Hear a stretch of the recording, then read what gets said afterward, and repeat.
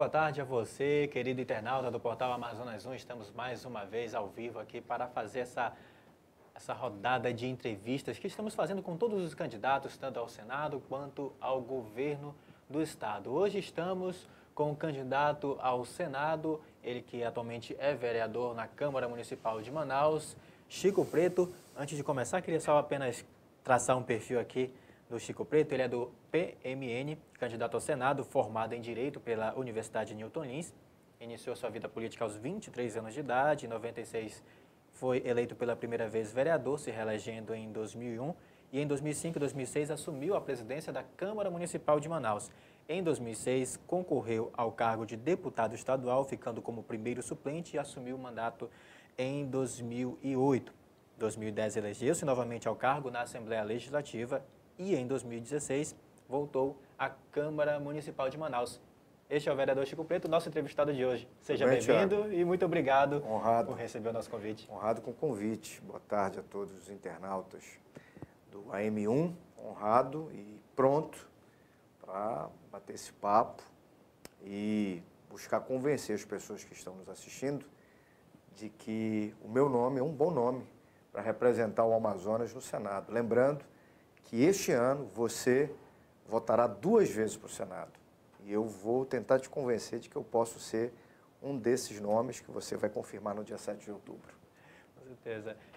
Candidato, como é que vai ser esse trabalho no Senado? O senhor já tem uma ampla experiência, começou cedo na vida política, 23 anos, já tem uma experiência aí como presidente, inclusive, da Câmara Municipal, já atuou na Assembleia Legislativa e agora, pela primeira vez, concorre ao Senado. Está preparado para esse cargo aí de senador? Olha, me perguntaram em outro momento, assim, você se sente preparado, né, para ser senador? E eu falei, olha, se você me pergunta como o boto nasce nadando, né?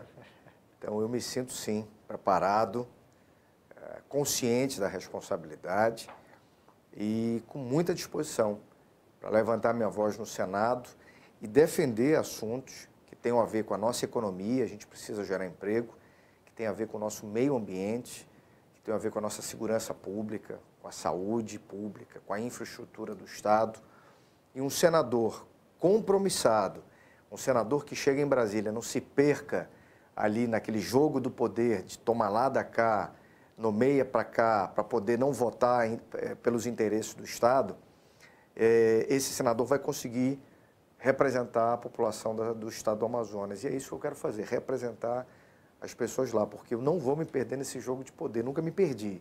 Nunca fiz política, toma lá da cá, para eu ficar calado, para eu ficar omisso. Então, vou levantar minha voz para falar e apontar caminhos pelo Amazonas. Candidato, é uma pergunta assim que a gente costuma não fugir. Se fala muito quando se está no Senado da Zona Franca de Manaus. Sim. Existem muitos debates, inclusive muitas pessoas comentavam que a falta de representatividade em Brasília quanto à proteção da Zona Franca, de proteger, o polo de concentrados foi bastante atacado agora recentemente. Como é que será o seu trabalho em relação à Zona Franca de Manaus? Legal, Thiago. Olha só, vou te responder essa pergunta com uma alegoria. Eu sou pai e eu devo estar falando aqui nesse exato momento para muitas pessoas que são pais, que são mães. Como é que você cuida de um filho? O cuidado que você tem com o filho, ele é diário, né? Saber se o filho comeu, saber se o filho fez a tarefa, saber se o filho dormiu. Porque quando a gente não cuida disso, vai ter problema lá na frente. O filho adoece porque você não soube que o filho comeu direito, o filho reprova porque você não cuidou da tarefa, né, de fiscalizar ali a tarefa do filho, o filho vai adoecer, vai ficar com problema porque ele não dormiu no horário. Então, e aí depois você tem que ficar correndo da sala para a cozinha para tentar resolver a consequência do problema. Cuidar da Zona Franca é ter capacidade de agir sobre o modelo diariamente, dialogando com empresários, com trabalhadores, com o governo federal, com o governo do Estado. Então, eu vou me propor a reunir esses segmentos constantemente para que a gente esteja debatendo sempre o passo seguinte e não correndo da sala para a cozinha para tentar salvar a Zona Franca. A gente precisa modernizar as regras pelas quais os produtos aqui são produzidos, que é chamado PPB, Processo Produtivo Básico. A gente tem que atualizar isso, por uma razão, e você vai entender o que eu estou te falando agora. O mundo hoje já tem uma série de outras realidades tecnológicas que que são muito mais sustentáveis do que a gente tem hoje. Um exemplo, a gente tem o maior polo produtor de duas rodas, de motocicletas do Brasil, mas lá fora, carros e motocicletas já começam a rodar de maneira elétrica, com motores elétricos. E aquilo que a gente está produzindo aqui ainda no Brasil, aqui no Amazonas, ainda queima combustível fóssil. Então, a gente precisa atualizar agora para que o polo de duas rodas comece a se atualizar para aquilo que o mundo quer consumir, são produtos sustentáveis, com energia limpa, né, de forma mais barata. Então, eu estou falando de um exemplo, mas que vale para outros tantos exemplos, que é preciso um senador atento, compromissado, que possa discutir esses processos, atualizá-los, tá? E preparar a Zona Franca para um outro momento. A gente tem mais 54 anos de vida da Zona Franca. A gente tem que fazer nesses 54 anos o que a gente não fez em 51. Não só trazer mais empresas, atualizar o processo das empresas que já estão aqui e construirmos, a partir da Zona Franca, uma ponte, mas não é essa ponte aí do bilhão que fizeram, mas é construir uma ponte que leve o governo do Estado, com os recursos que são arrecadados da Zona Franca, construir um novo segmento de desenvolvimento econômico, porque a Zona Franca não será para sempre.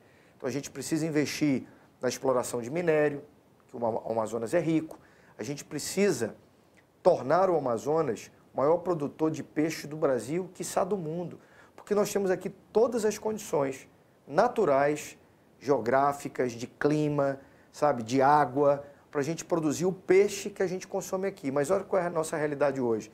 A gente não consome, a gente não produz o peixe que a gente consome aqui ainda.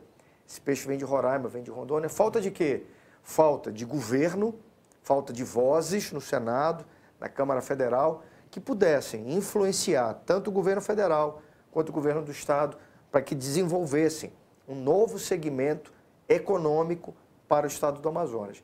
Mas a gente ainda tem 54 anos de Zona Franca, a gente tem que saber explorar isso, fortalecer para a gente criar uma ponte para novos caminhos de desenvolvimento. E como é que a gente vai fazer isso? Com reforma tributária e fiscal. Não dá para o brasileiro continuar pagando a quantidade de impostos e a burocracia que tem em torno desses impostos. Para a gente gerar emprego, Tiago, tem que ter empresa. Veja, são palavras muito parecidas, empregos, empresas. Você só gera emprego quando você tem empresas. Como é que você abre empresas? Quando você facilita a vida para o empresário. Aquele cara que tem o dinheiro dele no banco, aí ele diz assim, eu quero montar um negócio. Mas se o ambiente for burocrático, o tributo for muito alto, ele vai dizer o quê? Não, melhor deixar o dinheiro no banco. E aí não gera empregos.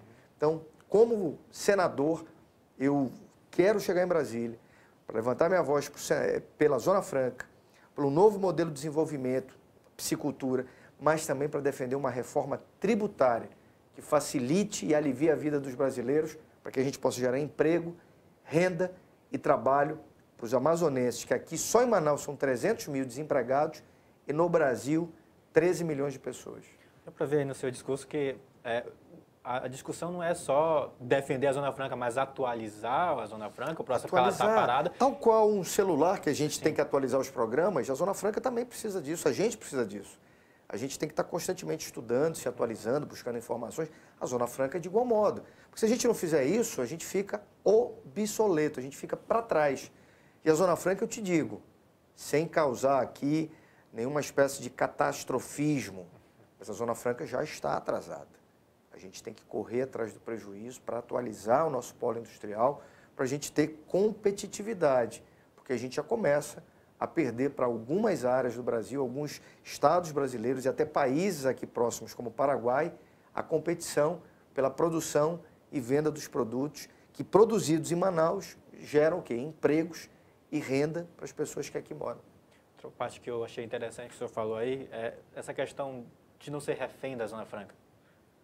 Você tem várias áreas para você trabalhar, a piscicultura, ou o turismo ecológico mesmo. Turismo ecológico, a piscicultura, a exploração mineral, mas aproveitando, sabe, Tiago, tudo isso é o seguinte, você explorando de forma racional e sustentável as nossas riquezas e fazendo o link com os incentivos da Zona Franca, porque produzir em Manaus é mais barato do que qualquer outro lugar do Brasil.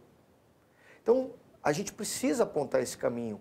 Se a gente tivesse peixe sendo produzido em cativeiro, nos tanques, e pescado pelos pescadores do nosso estado, e se a gente tivesse uma política do setor primário consolidada, esse peixe produzido e pescado no Amazonas, primeiro, ele abasteceria o mercado local.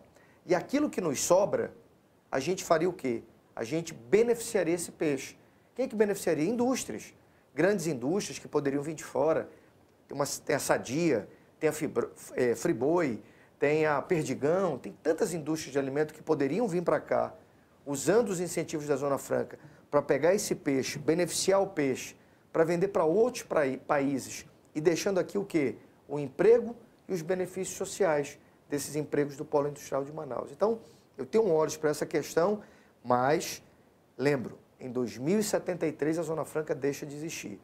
De hoje até lá, a gente precisa de gente que tem esse compromisso de fortalecer um novo segmento de desenvolvimento. A piscicultura, a mineração e outros segmentos são fundamentais para que a gente tenha menor dependência do Polo Industrial de Manaus e quando o polo acabar, a Zona Franca acabar, a gente tenha outros segmentos que garantam emprego e renda para gerações futuras. O senhor terá uma voz ativa em relação à BR-319 também, nessa relação? Sim. Porque o que a gente sabe é que muitos governantes aí não querem essa liberação total da 319, o trecho do meio ali está interrompido, enfim. Há um empecilho. Se você facilitar a ida de caminhões e a vinda, você facilita a vida das empresas. O senhor vai ter um trabalho em relação a isso?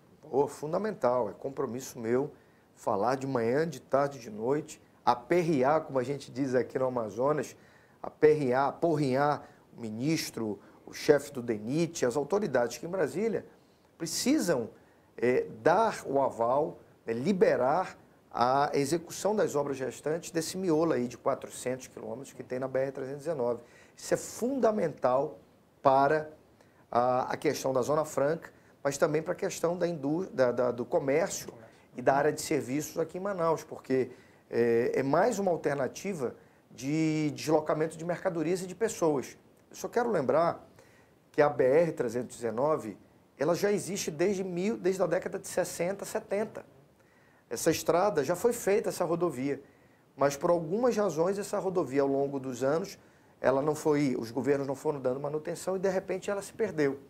E aí agora surge a discussão novamente, já de algum tempo, do governo federal, dos governos do estado de Rondônia e do Amazonas, tentando resgatar a BR-319 para que o Amazonas esteja interligado com o resto do Brasil por via terrestre, porque por via fluvial e aérea a gente já está interligado, mas por via terrestre não. Então isso é fundamental para os próximos anos do desenvolvimento, tanto do polo industrial quanto da sociedade de Manaus e amazonense de um modo geral. Legal. Eu queria mudar um pouco o foco, eu queria falar um pouco sobre uma situação peculiar que vem acontecendo, principalmente nestas eleições. Sim. A gente está vendo muitos casos de candidatos que estão entrando com ações para que sejam retiradas algumas notícias que são veiculadas em portais, em blogs, no Facebook. Sim. Notícias que são veiculadas, eles pedem, entram numa massa notícias para tirar essas notícias do ar. Certo. Como é que o senhor vê uma espécie de censura quando se divulga uma matéria, uma notícia por parte de algum candidato com provas e aí os candidatos evitam que essas notícias, sendo verdadeiras, venham a estar nas redes sociais? Olha, eu mesmo, durante a semana passada, fui alvo de uma ação do senador Eduardo Braga, que não gostou de uma peça, de um post que eu fiz no meu Facebook, que falava o seguinte, né? Que a população está cansada de políticos que são farinha do mesmo saco. E eu dizia que eu sou farinha de um outro saco, não do mesmo saco, mas uma farinha novinha de um outro saco. E o senador Eduardo Braga não gostou e foi ao Tribunal Regional Eleitoral, conseguiu num primeiro momento a suspensão, mas ontem eu fui julgado, absolvido pelo Tribunal Regional Eleitoral e o juiz foi muito claro, dizendo que esse tipo de abordagem com um apelo cômico, irônico, ele não constitui ofensa à honra, até porque essa expressão farinha do mesmo saco é uma coisa tão comum que a gente usa e que isso não constitui matéria depreciativa ou fake news, como a gente tem que ter essa preocupação. Então, o que eu acho? Que matérias que são jornalísticas, oriundas de fatos, de delações premiadas, de operações da Polícia Federal que alcançaram determinadas autoridades, não tem porquê né, você retirar isso se isso tem uma origem. A origem é um inquérito, a origem é o fato da delação premiada. Você não tem por que se incomodar com isso, até porque aquilo é um fato. Agora, você inventar notícias, aí é a preocupação da fake news. A gente precisa, sim, ter o controle, ter a preocupação para que a justiça não permita que esse tipo de fake news ele desequilibre o processo. Imagina alguém sendo atacado todo dia com notícias falsas. Isso vai desequilibrar o processo eleitoral. Então, notícias que tenham fato como origem, fato verdadeiro, elas não podem ser censuradas. Agora, fake news a gente tem que combater. Essa censura, vou manter a palavra censura, não está um pouco excessiva por parte dos políticos nessa questão? Até por causa do advento da internet, do Facebook, hoje as notícias costumam ir com uma velocidade bem maior do que eleições passadas. Pois é. A internet ela é pródiga em levar notícia, levar toda forma de conteúdo positivo e conteúdo negativo. Agora, se o conteúdo negativo, a juízo de quem se sente pressionado, ele é verdadeiro, paciência.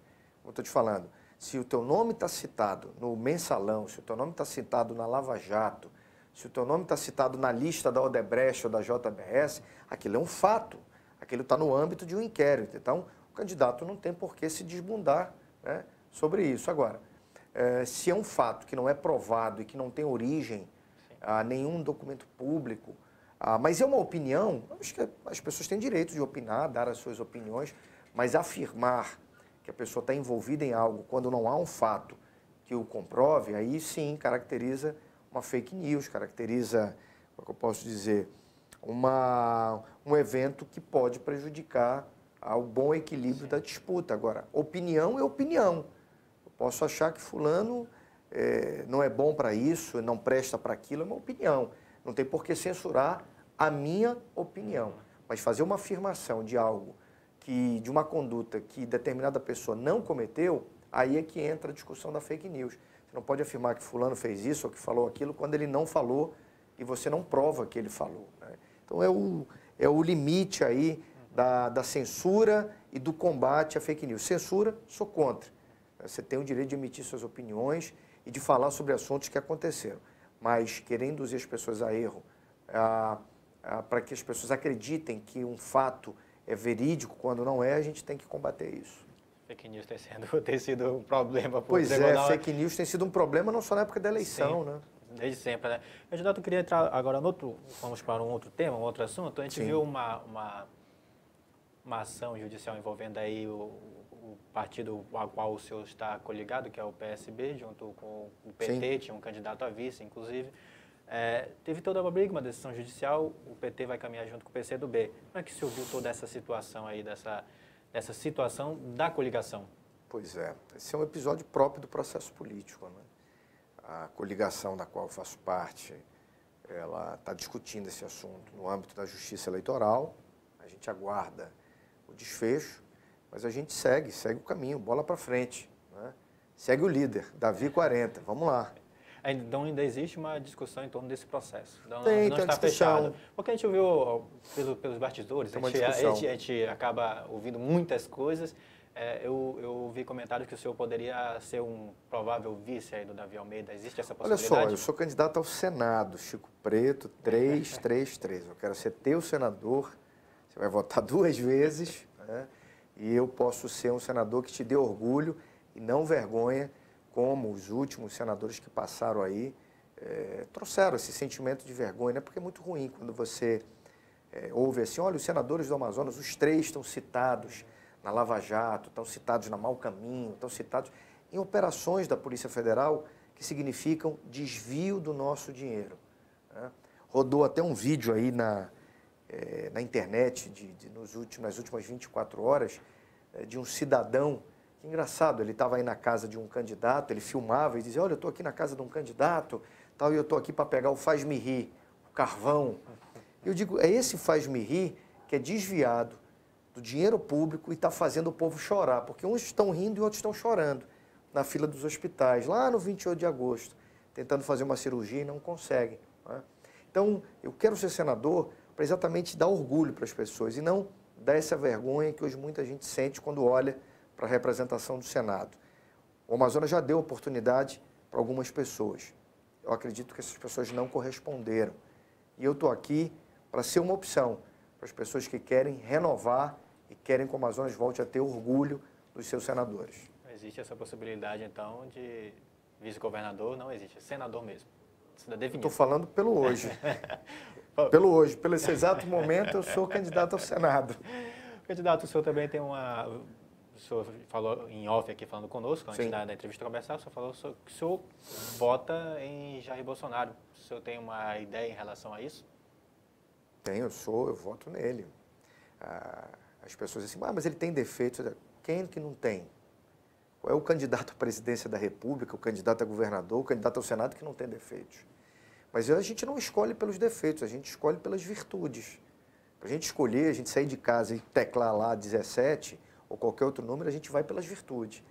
Então, o Bolsonaro é um cara que tem 28 anos de vida pública, é um cara firme nas suas posições, um cara que não está envolvido nesses escândalos de corrupção, é alguém que se dispõe a fazer uma política diferente do que essa que está instalada em Brasília e parece que se espalha pelo Brasil e chega nas capitais, que é o governador, o presidente, o prefeito, que para aprovar projetos na Câmara tem que dar as coisas, tem que dar secretaria, tem que dar mensalinho, tem que dar mensalão, tem que dar cargo. O Bolsonaro se coloca contra isso. Eu acredito que ele será capaz de se impor perante esse modelo de política que está falido e que está falindo o Brasil. Então, por essas razões, e pela equipe que começa a acompanhar o Bolsonaro, eu vejo lá o Paulo Guedes, que é um cara que tem ideias, né, para a economia do nosso país, de tirar a economia do buraco, General Heleno e outros nomes que começam a aparecer ali como ministeriáveis, me dão a convicção de que o Jair Bolsonaro pode fazer um governo interessante para o nosso Brasil. Será que é o governo de todas as soluções? Talvez não, porque nenhum governo sozinho vai conseguir resolver tudo. Mas um governo que aponte um novo caminho das relações entre as instituições e que resgate a confiança da sociedade, do povo, para com os seus governantes. O maior problema hoje do Brasil em relação à sociedade e governantes é a falta de confiança. As pessoas acham que todo mundo vai roubar, que todo mundo vai fazer a mesma coisa, que todo mundo isso. E as pessoas não são iguais, as pessoas são diferentes, sabe? Aliás, eu não penso 100% igual ao Bolsonaro, eu tenho as minhas ideias que diferem da dele. Chico Preto é Chico Preto, Bolsonaro é Bolsonaro. Porém, para a presidência da República, eu decidi acompanhá-lo por querer exatamente esse choque de mudança de comportamento que o Brasil precisa. O PSB caminha contra o presidente, né? O senhor que... O PSB e o PMN não têm candidatos a presidente da República, estão liberados. Então, o que eu estou dizendo aqui é uma opinião pessoal do Chico Preto e não do PSB, tampouco do PMN ou de qualquer outro partido. Até porque, olha, na nossa coligação tem o Podemos tem um candidato a presidente, o Álvaro Maia. Álvaro Dias, perdão, Álvaro Maia foi o governador, Álvaro Dias. Aí tem o PMB, o Partido da Mulher Brasileira, tem o PROS.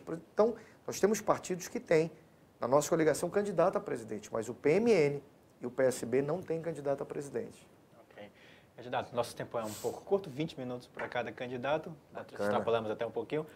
Mas, mais uma vez, agradecemos a sua presença, o seu convite de ter aceitado de vir ao Portal Amazonas 1 e desejamos toda a sorte aí no pleito do próximo mês, no mês de outubro, honrado, que já Thiago. se aproxima.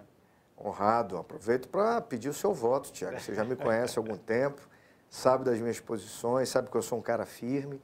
Aproveito para pedir, te lembrar que o meu número é 333. Olha, 333, Chico Preto, senador, confirma. Mas eu peço para as pessoas compararem. A comparação vai ser fundamental para você decidir os seus votos. Porque eu estou falando para você agora, talvez você já tenha escolhido algum candidato, mas você vai poder votar 2 vezes.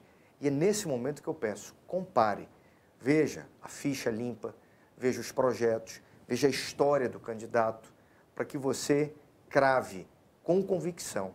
Eu quero ser essa tua opção. Chico Preto, 333, senador Davi Almeida, 40. Muito obrigado ao candidato ao Senado, Chico Preto, ele que é vereador, inclusive, na Câmara Municipal de Manaus. Essa é a nossa rodada de entrevistas com os candidatos vai prosseguir durante toda a semana. Amanhã será a vez do candidato ao Senado, Alfredo Nascimento. Você pode conferir essa entrevista amanhã, a partir das 3h30 da tarde. Muito obrigado a você que esteve até agora conosco. Portal Amazonas 1, informação com qualidade.